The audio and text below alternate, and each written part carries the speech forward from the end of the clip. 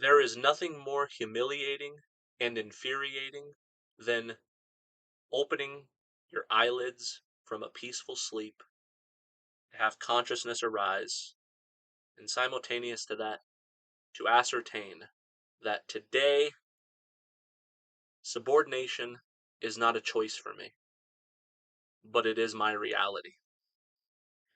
Ask yourself, do you have control over the environment, or does the environment have full control over you? Are you an agent of causality, or are you the effect of somebody else? Ask yourself, when I am occupying a territory, am I on somebody else's turf and they have full dominion over the domain, and I am a mere asset in their eyes, where they give me 10% and they keep 90 for themselves? See? This is what makes all of our sweat glands outpour blood. You see, this is what makes us feel depressed and makes us feel miserable just to be alive. I tell you, subordination has been the story of my fucking life. Whenever you're in a situation where the definition of evil, which is that which undermines self-determinism and compromises freedom of bodily movement and freedom of will in favor of an alien will called other, that tries to determine what you do, and your will becomes secondary to his will being primary. But we think it's normal. We say, I'm employed. We think it's normal. We say, well, it's a democracy. Majority rules. Even if the government, regardless of who you vote for, completely goes rogue. Everything is trying to subordinate you. Advertisements are trying to subordinate your will to compel you to buy a certain product. Okay? Mainstream media is trying to subordinate your will, is trying to compromise your bodily autonomy in favor of being there and doing that and saying this and thinking that, and just being a little ass puppet where they have their hand elbow deep right up your fucking ass. That's what all of the corporations have in mind. That's what all authoritarian personality types are trying to do. They consider you to be a subordinate. And subordination is a huge problem. And I come to realize that whenever I talk to somebody who is a conscious man or woman with a lot of knowledge under their belt, I find poverty as a commonality, and I also find their status to be below the belt of a psychopath.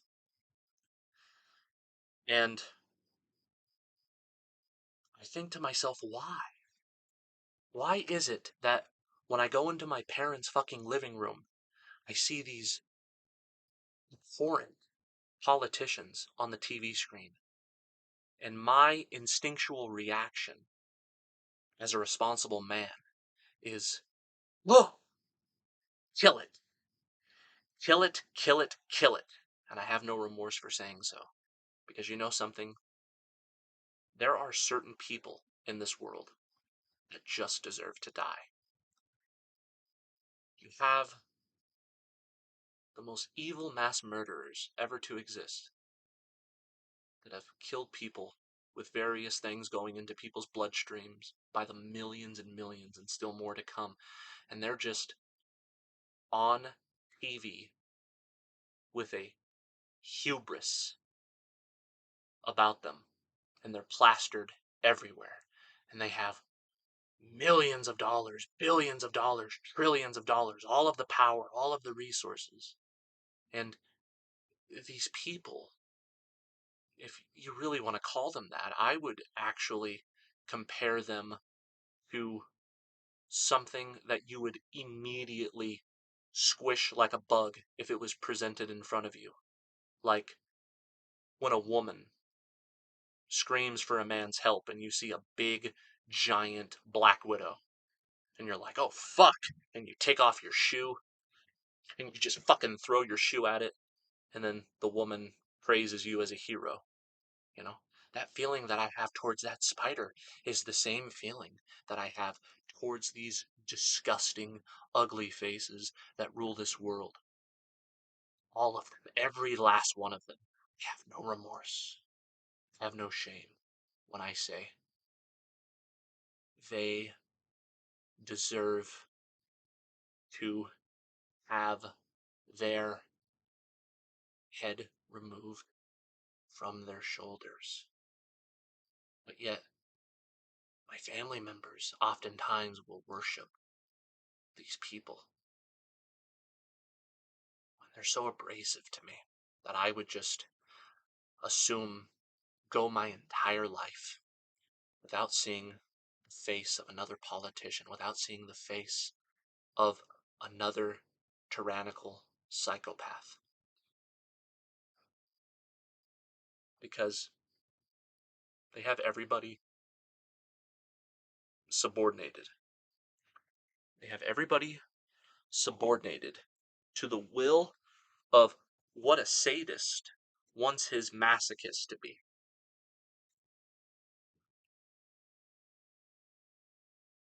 And boy, have they done a great fucking job. You know something? I can't stomach human interaction anymore. I find it intolerable to the point of unbearability. I find it so gut-wrenching to my system, as if my blood has been poisoned. Metaphorically speaking, with them literally speaking. And I just, as I get older, I just have nothing to say anymore to these people. You know, when I was in my earlier 20s, maybe even closer to my mid-20s, I had expectations of finding a lover. I had expectations of finding a friend. And I have plenty of friends, but they're only because of this YouTube channel. But as far as somebody in my personal life in the flesh, whether it be a friend, whether it be a lover, I just don't see it in my lifetime. But you know something? I'm perfectly fine with that.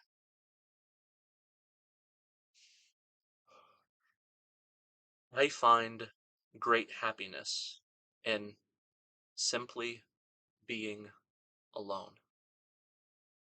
Because if manual labor is a slave's virtue, then a free man's virtue is the absence of labor. And what is the absence of labor? But leisure, isolation.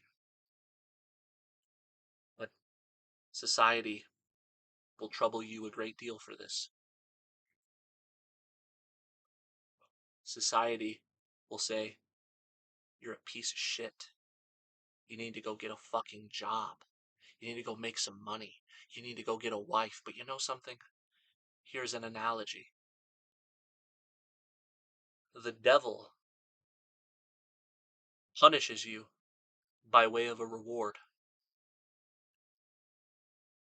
It says, I'll give you what you want.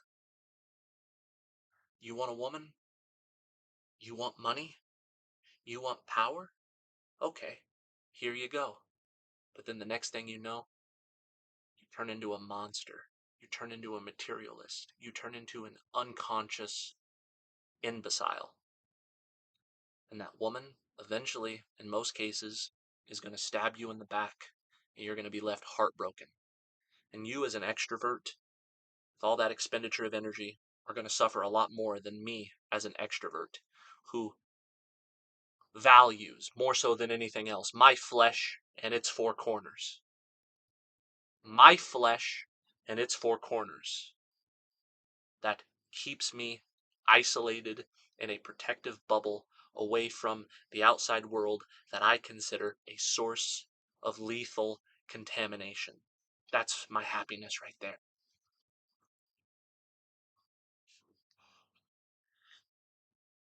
My happiness is having nothing fucking do with this place.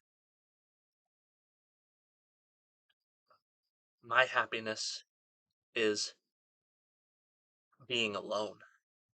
My sense of freedom is being alone. And that is true self-love. But it's different. It's not like the incel who has, say, antagonism towards women because he can't get pussy no matter how hard he tries. And boy, he tries, and he builds resentment. And perhaps he has mommy issues too. And he projects his frustration. No, I don't have this issue. In fact, I went on a date with a woman about 2 months ago. And we went to a restaurant called Black Angus, which is a steakhouse. And of course, I'm a gentleman, so I bought her drinks, I paid the tab, this, that, or the other. And I ended up ghosting her. And she was surprised. She sent me a lot of messages that I didn't respond to. But why did I ghost her? Even though I treated her like a gentleman. And she was confused. It's because she said that Bill Gates is somebody she admires. She says that Trump supporters are the bane of her existence, etc., etc. And I am entirely apolitical. In fact, I'm an anarchist. In point of fact, I fucking hate politicians. I hate government. I hate anything that tries to subordinate me. But it was just the fact that she was just such an ideologue for her type. I call it the Brittany program. The Brittany program is that prototypal embodiment of the majority of women in California that I encounter, where they're so unintelligent that they, oh my God, like blah, blah, blah. It's always a one-sided conversation. They're so used to men worshiping them because they're good looking, and they're so used to getting everything handed to them on a silver platter, and they just run their mouth. But you know something? I'm different than most men. I'm more of a sapiosexual. Like, I'm attracted to a woman's intelligence, but if a woman, no matter how attractive she might be, if she is just a full-blown fucking retard, her breast, her nice ass, her pretty face, it means nothing. In fact, the more she fucking talks, the uglier I find her to be. When she showed up at this date in her cocktail dress, I said to myself, wow, maybe we're going to get lucky tonight. But then, after she got a few drinks in her, and it was all said and done, I heard enough. And of course, I gave her a kiss on the cheek, and I said, I'll text you later, or something like that. But you know something? She never heard from me again. I'm not going to pretend to be the guy that scores 9s or 10s in this case. She was probably average at best, but that's beside the point. She had the same ethos, the same impetus in which the female body moves that all of the other women that I've encountered possess. And I decided, you know what? That's the difference between an incel and somebody who's more MGTOW. And when I say MGTOW, which means men going their own way, I don't mean it in a misogynistic sense like most people interpret it. It simply means that, unlike the incel, we want to be a bachelor, not because of our lack a female experience and our antagonism because we can't get none, but it's more that we've had enough, we've seen enough, and our expectations for finding compatibility as an intelligent man is very low. And it's extremely frustrating, but that's just the gravity of the situation.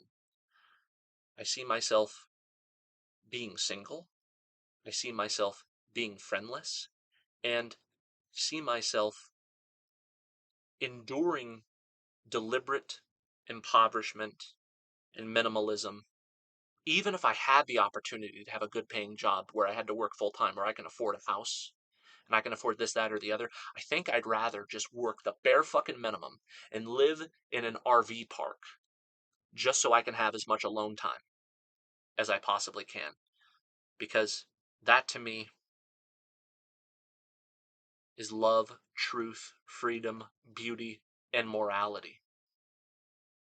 That is me being isolated from this world in so much as humanly fucking possible.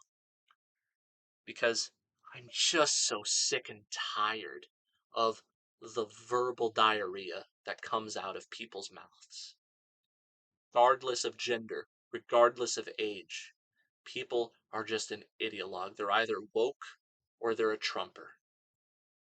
They're either this or the other, and they're so predictable. As soon as one person opens their fucking mouth, it's like I'm psychic. I can predict everything that they say from that moment forward, just like all of the other of their typology.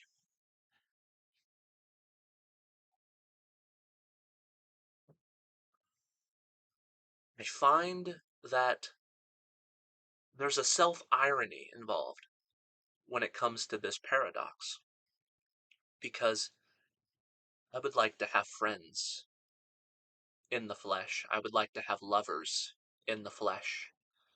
But the only difficult set of circumstances that makes that an impossibility is the fact that truth cannot be communicated to these people. You try to communicate truth to them, and they're either going to become antagonistic towards you, or they're going to look at you like a deer in the headlights and not even know how to respond. And I can say with confidence that in my lifetime I have encountered thousands upon thousands of human interactions, and not one living soul was embodied in any goddamn one of them. And the only men and women of consciousness that I would say otherwise are people that I've met on the internet who I've never met in the fucking flesh. So I'm just tired of that self-irony, that feeling of the pain of loneliness. But then again, when you try to salvage the issue of loneliness, you're just dealt with more pain and frustration, and then you're back to the loneliness. It's better to just embrace the loneliness and find it something to celebrate. That's what I've done, and I've become a lot happier because of it. And not only that, but it's that feeling that there must be something in this world for me to do. There must be some sort of a dharma. I must have incarnated into this flesh for a particular reason. So what is the meaning of my life's purpose, of what I must fulfill by an act of my thelema, or my true will? And then I think about it, and I'm like, when I look out my window, I see nothing but animals devouring each other. I see nothing but corporate buildings trying to sell me poison. I see nothing but a bunch of stupid brainwashed idiots who are ultimately subhuman.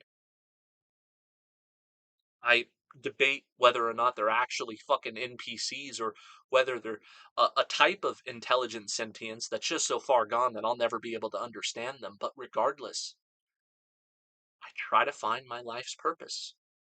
And the closest thing I've been able to discover thus far is just to put myself on camera and bitch and complain about how meaningless I find everything and how fucking deplorable I consider the state of our human condition. And that's the closest thing to a meaning. So for me, the meaning of life is to speak the truth on fucking camera, not necessarily to strangers on the street. I'm not trying to make enemies and shit in my own backyard as far as that's concerned. When I put myself on the internet and I say these things, I know that there's people who think like me, and this provides me a very great deal of comfort, I tell you what. But as far as encountering anything in this world that's going to make me feel fulfilled other than that, there's just not a fucking thing. You know what? I think we need to get this idea out of our heads that life is a gift and that all life is precious sentience and you're lucky to be here. But you know something? Have you ever heard the analogy of all of the millions of spermatozoids swimming to the egg, and they say, your particular spermatozoid reached that egg before all of the other millions. The fact that you're here is a miracle. But I say that it's a miracle insofar as it is a astounding curse. Why did I have to be that spermatozoid? But then again, that's an atheistic paradigm as well, because that presupposes that you have to have a body that's been brought about by fornicative procreation in order for sentience to be about. That's atheistic. But if you're metaphysical and you believe in spiritual incarnation, then here's the worst part of it all. You, as an antinatalist, let's say, you think you're doing the great work. You're saying, I'm not going to impose sentience to a hellscape like this, and I'm doing my part. Okay. Well, here's the thing.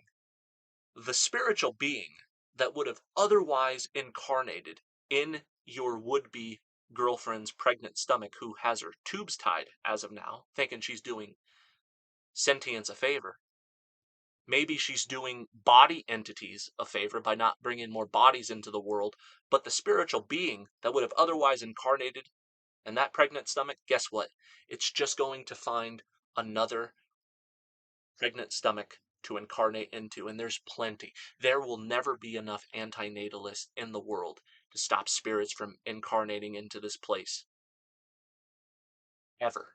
And that is a truth that a lot of you don't want to hear, but it's the truth nonetheless. Unless you're an atheist, of course, and you believe that there has to be a body and sentience is entirely bodily. But if you're going to make it metaphysical and incarnational, there's a lot of pregnant stomachs. And if it's forced to incarnate against its will, as in a reincarnation soul trap hypothesis, then it's going to find a pregnant stomach, all right. So the antinatalist is not necessarily doing spirit any favor. This is unfortunate, but I believe it's the truth. When I think with all the faculties of my reason, what is it that I am supposed to do? You know what I get? I get the response to do nothing. And that's source. So in so much as possible, I do nothing. I find enlightenment to be through negation entirely. What we call the outer world with all of its phenomenology is nothing more than a series of affirmations. For example, you look at a McDonald's and that's an affirmation. It says, come and buy our product. When you see your workplace That's an affirmation. It says, come and do this, that, or the other. And I understand that a lot of things are involuntary, unfortunately, because we are slaves of subordination for the most part in this reality, in numerical majority. But if there is any hypothetical solution, insofar as possible for it to be reached, I would say it's the negation of all things. And you might say, well, you clearly have a Coors Light in your hand. How come you don't negate that? I don't negate that because it actually makes life a lot more tolerable. Because I would rather essentially poison myself and feel a false sense of inebriation that has been brought about by something that is detrimental to my health than to be sober and depressed. Even though I might be isolated most of the time, depression is still a huge issue because of that self-irony that I talked about earlier. The fact that, let me put it to you this way. I'm young, dumb, and full of cum, to be blunt. I have a lot of ambition. But there's nothing to fucking accomplish. So then all of the energy implodes and it has no outlet. I want to love a woman of consciousness who's intelligent, but I have no outlet.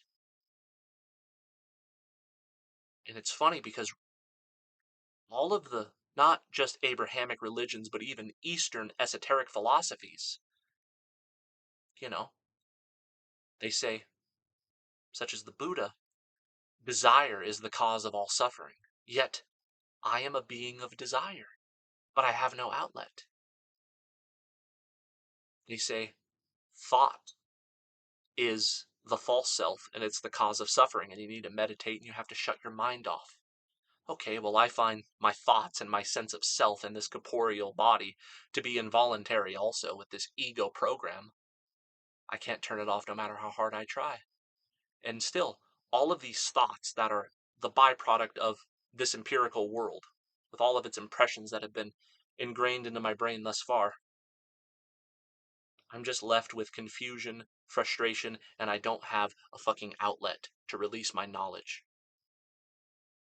Except on the internet. And that's the closest thing to a will of meaning that I've been able to find. But it's this encroachment of all of these goddamn fucking thoughts that cause me a great deal of suffering, and I find that I can't turn my mind off no matter how hard I try. And then you got the Buddha that says desire is the root of all suffering. And then you got the Hindus that say meditate, go into a Zen state and just silence your mind. But no matter how hard I try, I have strong desires. I have a very active thinking mind. What am I supposed to do with all of this mental activity? What am I supposed to do with all of these desires? What am I supposed to do with all of this libido? With all of this hypothetical love that I would like to give to human beings? Not a fucking thing. It just implodes. So then I have to anthropomorphize the would-be worthy externalization in the dead universe that we live in. And then I have to implode it upon myself and say, okay, I'm just going to love isolation. I'm just going to love myself, etc., etc. And that's the self-irony, because I don't want it to be this way. You understand?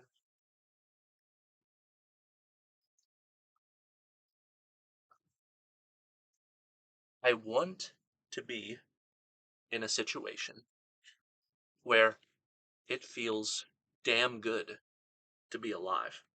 But the thing about being alive is that when you are alive, believe you me, you are very much alive. My lucidity is at its fucking max. But my lucidity, being in a place like this, is like throwing an innocent child into raw sewage. And the innocent child goes to high ground, finds a dry tunnel, crawls in there, and curls up into a ball, away from the rats, away from all of the rest of the filth of that sewer system. And that's what I'm doing right now. Outside that door is nothing but liquid shit and rodents and disease. And I'm stuck in this bubble, and I consider it to be the closest thing to freedom and peace, etc., where I can just live in my truth. But who do I have to share it with? It's just me, with my will, where there's nothing to do, with my strong desire, with that young, dumb, and full of cum sort of a feeling, and I have no fucking outlet. You see?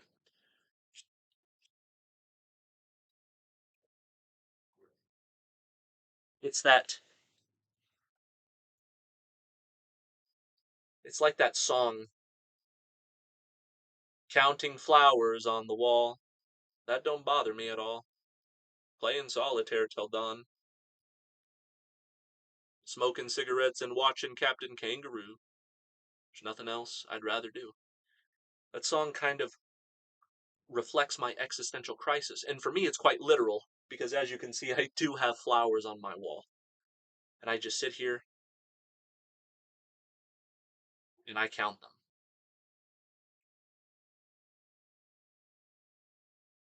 It's not like counting sheep.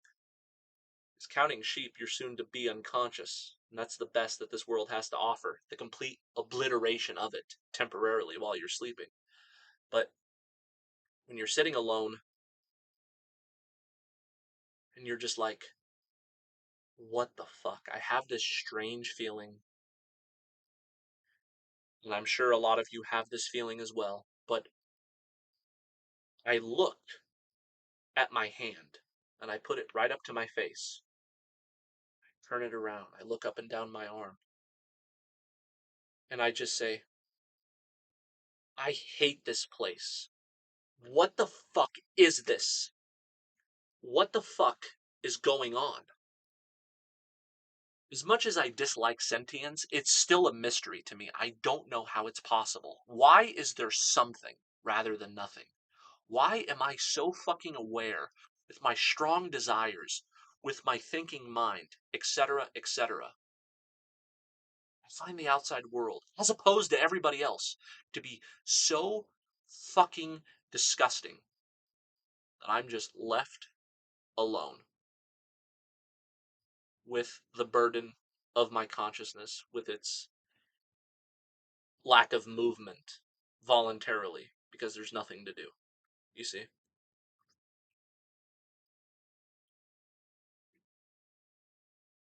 I tell you, people, there's really nothing for me here. I don't know what I'm gonna do. I think of why it was designed this way. You know, when it comes to the theory of deliberate, unintelligent design, the first and foremost proof would be geographical separation and racial multiplicity. Because if they had one ginormous landmass right from the get-go, where everybody had a blue tint in their skin and they spoke the same language, and you had edible landscapes as far as the eye can see, where it's not like this pathetic reality where you have forest with trees as far as the you can see, but they don't bear any fucking fruit. They don't bear any substance. So then you gotta slit the throat of a fucking rabbit and sink your fucking teeth into it and say bon appetit. It's because they wanted life to be a strife. They wanted to create conflict by way of differentiation, where I am only a white man because I am a Caucasoid, I lack melanin, and my antithesization, who is the anthropomorphized everything that I am not, is he who is black, who has melanin, etc., etc. That's why they designed it that way. They created, let me put it to you this way. This might be controversial, but I'm going to say it anyway. The white man was made to be at the expense of the black man, but the black man was also made to be at the expense of the white man, because it takes two to tango. The Japanese was made to be at odds with the Chinese, and the Chinese was made to be at odds with the Japanese. And that's why, if you look at the majority of history of interracial interaction, it doesn't go too well, does it? So it makes you think, why do you have to have opposites to create conflict, to create wars? You have to have a world that promotes war, genocide, forced occupation, and mass conversion with the threat of death. Basically, history as we know it up until this point thus far. And it never ends. It just continues. But if you think about it, right? It didn't have to be that way. You know something? My fucking left nut would make a superior god to the god of this world. My left nut can contrive something far more pro-life to sentience than this fucking place, because this place is a world of duality, as you know.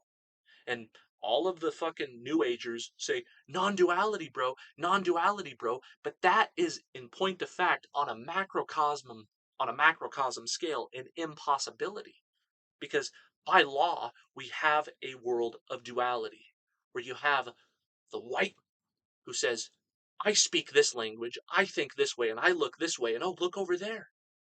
You look like my opposite. You speak a different language, historically speaking, etc., etc. Now, quote, you're a barbarian. The colonizers say, look at these brown barbarians running around. Let's take this land and call it America. That's why they created geographical separation by large bodies of water, because they knew we were going to discover oceanic navigation at some point. And they knew that one race was going to discover another race and make their life a living fucking hell. And that's what they wanted, because it has been said that this is a loosh farm. What is loosh? It's that negative energy that we project from our aura that is in distress. And it's this low vibrational density that apparently the archonic forces actually feed off of. And I think the number one theory to support this hypothesis is geographical separation and racial multiplicity. Because if you're creating an opposite, you're creating a deliberate future conflict. I bet you anything that what they did prior to designing this realm is they created a simulacra before the simulacra, where they were actually able to determine the behavior of the game itself, quote unquote game, in the same way people who make Grand Theft Auto, they obviously took many years to design the game before releasing it. Obviously, there was a lot of thought fucking processes that went on in this place in particular. They said, I'm going to make this race, and then this race is going to enslave that race. Ha ha ha.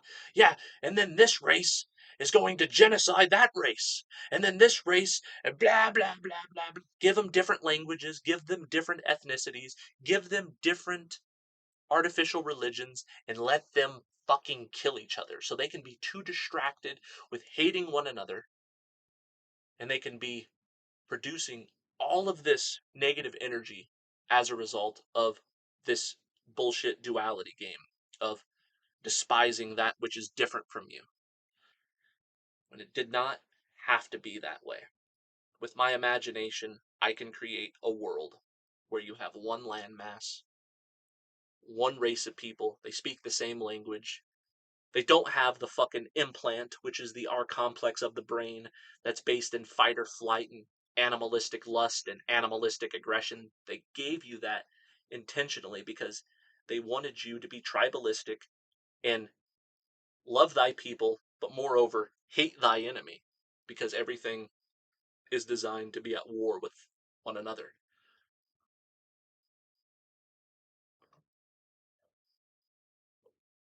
So, people put the cart before the horse when they talk about, oh, we need to abolish racism. Oh, we just need to be multicultural and we just need to form into one human family. That is not fucking possible. Because of the nature of inherent differentiations, you can never take an Islamist and you can never take a fundamentalist Christian and put them on the same turf. You can't build a low-income apartment in a predominantly white neighborhood and fill it with people from Compton and expect them to get along. It's just not possible. All political correctness aside. But I'm not picking sides. It takes two to fucking tango. Everything exists because it was designed to be at the expense of the other. So that means, with the will of the Creator, I am what I am. Because you are everything that I am not. And it is mutual. And we were supposed to not like each other. But you know something? The wise man who becomes a nihilist says, let us just ascribe meaningless to all of this nonsense. Because it all starts up here. It has nothing to do with pigmentation. It's the idealization and it's the ideas that accompany it, as opposed to yours. But if you eradicate all of it, you become a nihilist, then the black man and the Chinese man and the white man, we can all come together as nihilists and we can say, look at all of this bullshit divide and conquer that's going on. I don't believe it. Because you know something? I don't fucking believe anything. And then you can get along. But as soon as you have a will to meaning, which is will to illusion, you're going to have conflict. And it all starts up here. You understand?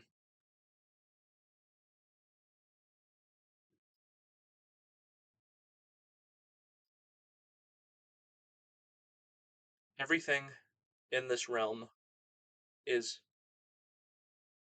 entirely designed to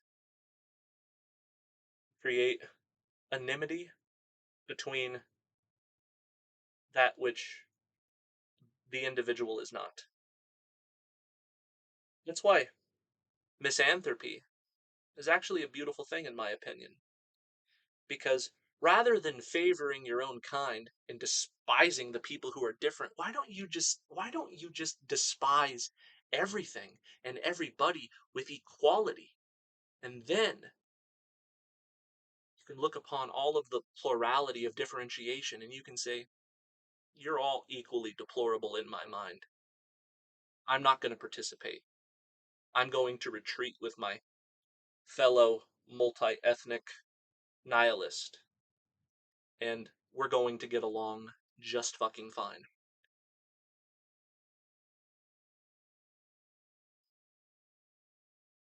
I was very impressed to see that when I did that video that was completely just like this one, unrehearsed, unscripted, and I saw that the title was Existence, Survival Just for the Sake of Survival, and it got over 100 likes in less than 24 hours, and that's unprecedented. So I'm going to do the same thing. I'm going to upload this video, and I'm going to see how it's responded with, and that'll determine whether or not I keep it up.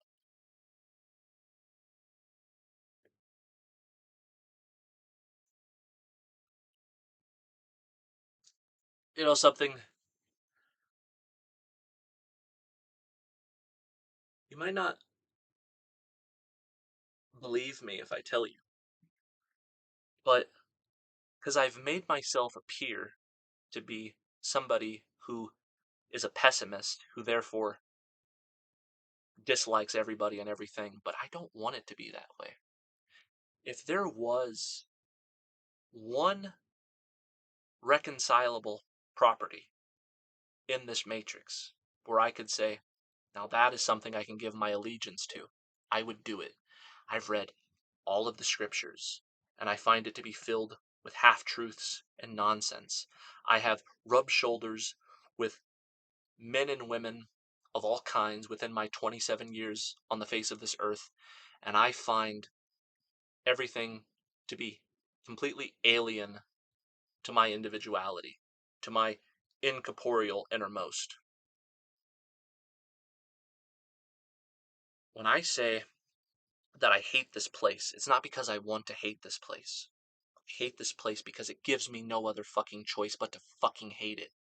Because I know that there was deliberate forethought on the account of some demiurgic evil force who designed this simulation to be exactly as it is. It's not broken because it was made to be that way. It's like to make a piece of art out of a dung heap, and then you try to put it up in a museum, and then you look and you're like, all of these paintings are made out of shit. This museum is shit. This is not art. But then you talk to the person who owns the museum, and he's like, yeah, I am conversing with artists who are deliberately trying to make something as ugly and offensive as possible so we can come to this museum to admire the irony of the attempting to make something ugly out of a perceived beauty. That's exactly what this realm is to me. It was somebody who took a shit, grabbed a paintbrush, and went on a white piece of paper, and he said, let's call it Earth. And they said, do you really want to publish this? And he said, abso-fucking-lutely, because I designed it on purpose to be ugly. Look around. There's the irony. You got flowers. You got the greenery of nature. You have the female body. And then we think, wow, this place isn't so bad. We have blue skies. We have waterfalls. They tried to take the shit and make it as beautiful as possible. And they fool most people, but they're not fooling me. And they're not fooling you, I hope.